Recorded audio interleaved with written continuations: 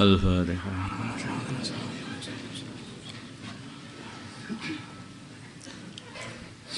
Bismillahirrahmanirrahim. Bagaimanakah hukum mengkonsumsi daging serigala? Maksudnya gitu ya?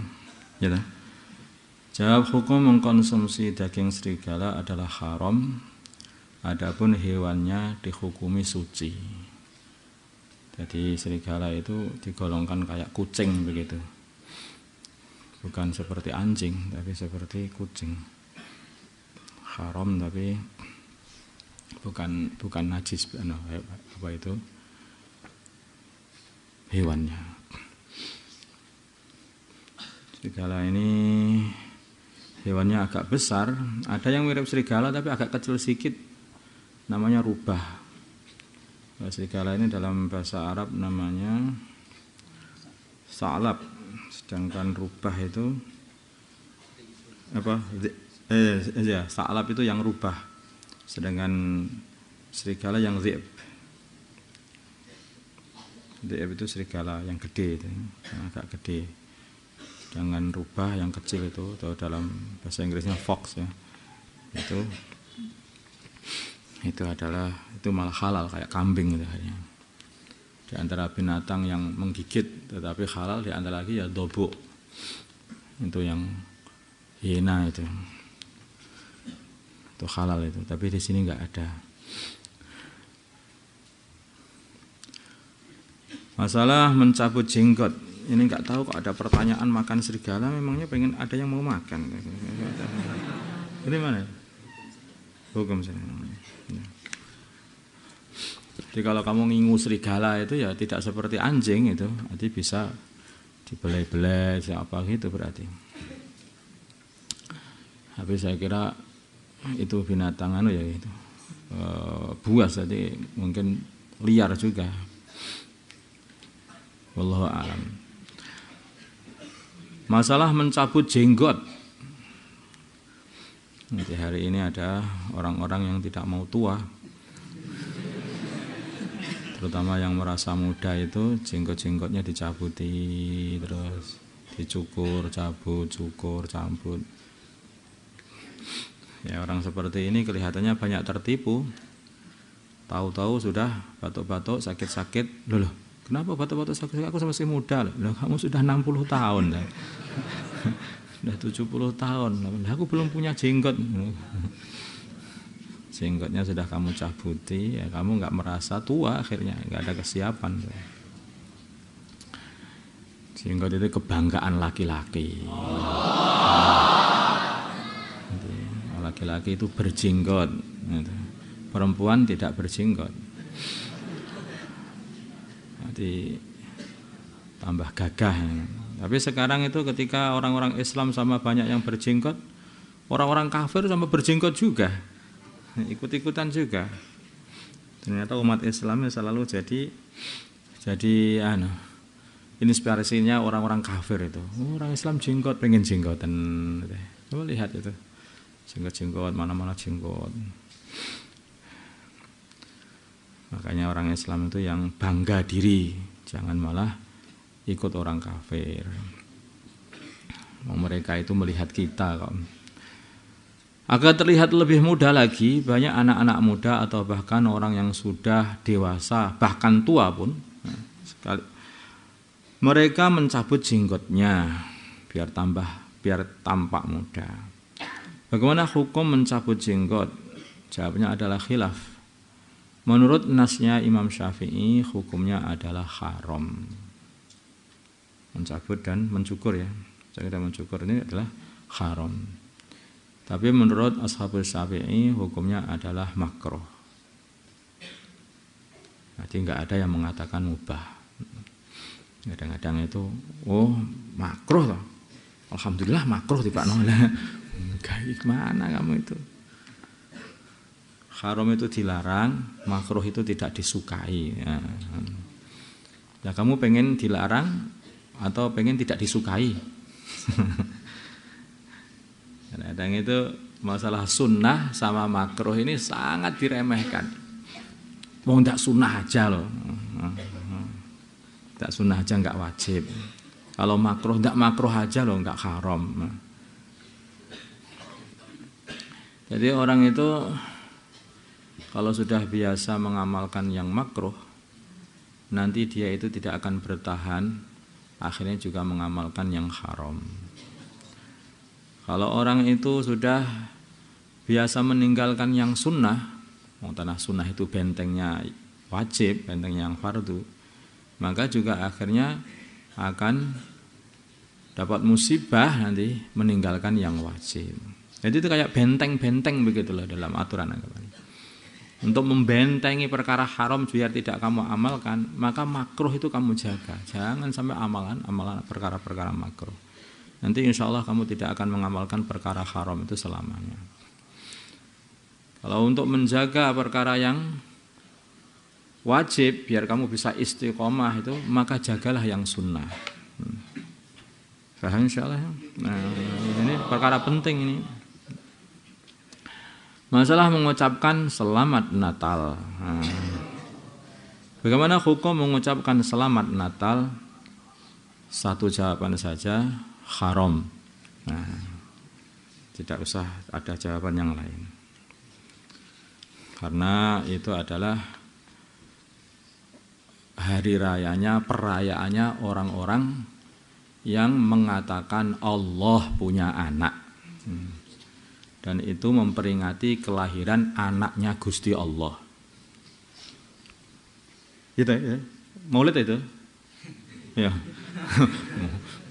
Maulidnya anaknya Gusti Allah kata mereka. Lah ini kalau orang berkeyakinan seperti itu, kamu mengatakan selamat atas pengangkatan Nabi Isa sebagai anak Allah. Lah itu yo bisa bahaya itu. Cepot itu namanya iman seperti itu. Tak bahaya. Nah, sudah nggak usah satu jawabannya haram dah ya. Bisa-bisa itu bisa mencepotkan iman kalau nanti meyakini kebenaran mereka. Masalah tahun baru 1 Januari. Tepat tanggal 1 Januari di belahan dunia, berbagai macam cara orang akan merayakannya, mulai dari menyalakan petasan, kembang api, tiup trompet, dan sebagainya, yang cenderung berhura-hura. Pertanyaan, bagaimana hukum bagi umat Islam ikut merayakan tahun baru? Ini diperinci. Jika perayaan dilaksanakan dengan niat, sebagaimana cerita awal penetapan 1 Januari, atau dengan cara tasyabuh bifusak, atau terjadi ikhtilat laki-laki dan perempuan, maka hukumnya haram. Karena ceritanya itu penetapan 1 Januari itu ditetapkan untuk mengagungkan dewa yang disembah orang-orang Yunani dulu itu, dewa Janus. Seperti itu. Nah, kamu merayakan atau mengagungkan, ikut mengagungkan dewa Janus. Nah, itu udah wah, itu malah bisa nyopot iman juga itu seperti itu. Malah bahaya itu. Karena mengakui adanya Tuhan selain Allah. Wallahu a'lam.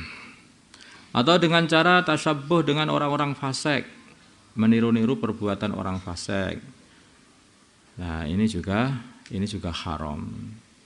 Jika perayaan dilaksanakan dengan tidak niat sebagaimana cerita awal penetapan 1 Januari, ya, penetapan 1 Januari, maka diperinci. Jika perayaan dengan cara Islam maka boleh. Nanti niatnya bukan karena merayakan. Saya kira kalau orang zaman sekarang itu sudah tidak tahu lah ceritanya 1 Januari itu nggak tahu. Kebanyakan. Mungkin kamu juga nggak tahu masalah ini. Yang artinya tahun baru begitu saja. Tahun baru begitu saja. Nah, kalau seperti itu bagaimana? Diperinci. Jika perayaan dengan cara Islam maka boleh. Jadi dengan mensyukuri nikmat Allah, alhamdulillah tahun ini, dalam 1 tahun ini kita bisa ibadah begitu banyak, bisa bersedekah begitu banyak, bisa membangun masjid 10 masjid, bisa seperti itu. Maka kita kumpul-kumpul di sini untuk mensyukuri dan berdoa kepada Allah supaya tahun berikutnya ini lebih barokah lagi ya, hidup umur kita ini. Karena kebanyakan orang Islam zaman sekarang itu tidak tahu itu namanya tahun Hijriah itu. Kebanyakan umat Islam itu nggak tahu. Dulu umat Islam, kalau anak-anak pondok ya tahu lah. Kamu saya tanya, sekarang berapa Hijriah? Ayo, nggak tahu kan? Saya saja masih baca lagi ini. 1442 Hijriah. Itu perlu nyontek ternyata. Jadi karena yang kita tahu kalau tahun berapa ini? 2020, 2021. Nah itu sudah paham, semuanya paham. Anak kecil pun paham. Tapi kalau Hijriah banyak yang enggak ngerti. Karena ngertinya tahun itu hanya tahun itu. Makanya banyak syukurannya orang-orang Islam pada waktu itu banyak juga yang dibuat ketika akhir tahun baru ini dan dimulai dari awal tahun baru juga. Kalau itu maksudnya seperti itu untuk mensyukuri nikmat Allah atau untuk berdoa ya boleh aja, nggak masalah. Tapi jika perayaan dengan cara yang tidak sesuai syariat Islam maka tidak boleh. Seperti niru-niru cara perayaannya orang-orang fasik.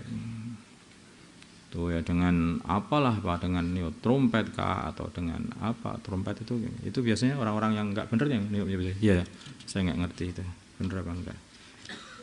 Sesama tidak benar akan tahu sendiri insyaallah. Bagaimana hukum mengucapkan selamat tahun baru? Sekarang hukum mengucapkan selamat tahun baru. Jawab diperinci. Jika ucapan tersebut dianggap sebagai perayaan hari rayanya Nasrani atau sebagai peringatan Dewa Janus, maka haram. Jika ucapan tersebut hanya untuk sekedar sebagai ganti tahun saja, maka tidak berdosa. 5. Masalah hadiah Natal. Bagaimana hukum menerima hadiah Natal? Diperinci. Jika menerimanya karena mengikuti orang kafir dari segi kekafirannya, artinya mengikuti kafirnya orang-orang kafir, maka mereka juga akan orang yang berbuat ini juga kufur, ikut jadi kafir, lepas imannya. Karena dia mengakui ada Tuhan selain Allah dengan begitu, mengakui kafirannya orang kafir. Jika menerimanya karena mengikuti orang kafir, mengikuti satu perbuatan orang kafir dari segi hari rayanya saja, seneng-senengnya saja, tanpa memandang kekufuran mereka, maka hukumnya haram.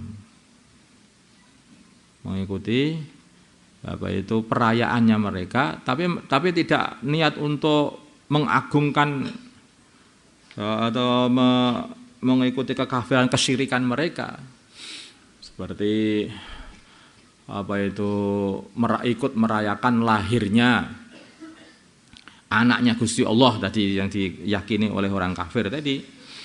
Nah, yang seperti itu bisa kufur. Tapi kalau nggak mandang itu sama sekali, pokoknya hanya seneng begitu saja karena tetangga-tangganya sama seneng, terus kemudian ikut mereka, itu haram. Ikut-ikut mereka seneng-seneng itu haram.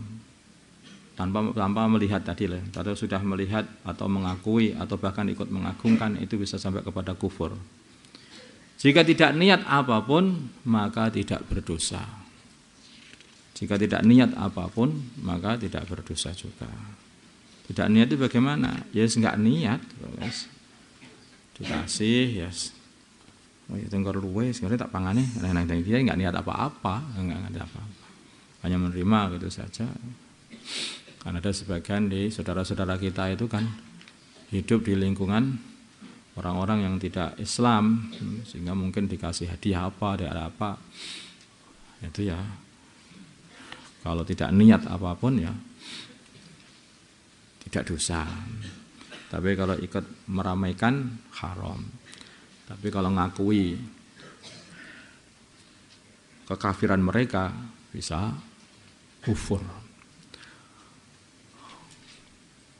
Karena membenarkan kekafiran.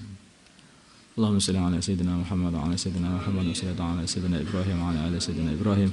وبارك على سيدنا محمد وعلى سيدنا محمد وبارك على سيدنا إبراهيم وعلى آل سيدنا إبراهيم في العالمين إنك حميد مجيد اللهم ارحم سيدنا محمد اللهم اغفر لهم سيدنا محمد اللهم أصلح سيدنا محمد ألف بين قلوبهم سيدنا محمد اللهم انصر أمة سيدنا محمد اللهم أنصر سلطانا نصيرا صلى الله على سيدنا محمد نبي الأمي وعلى آله وصحبه وسلم الحمد لله.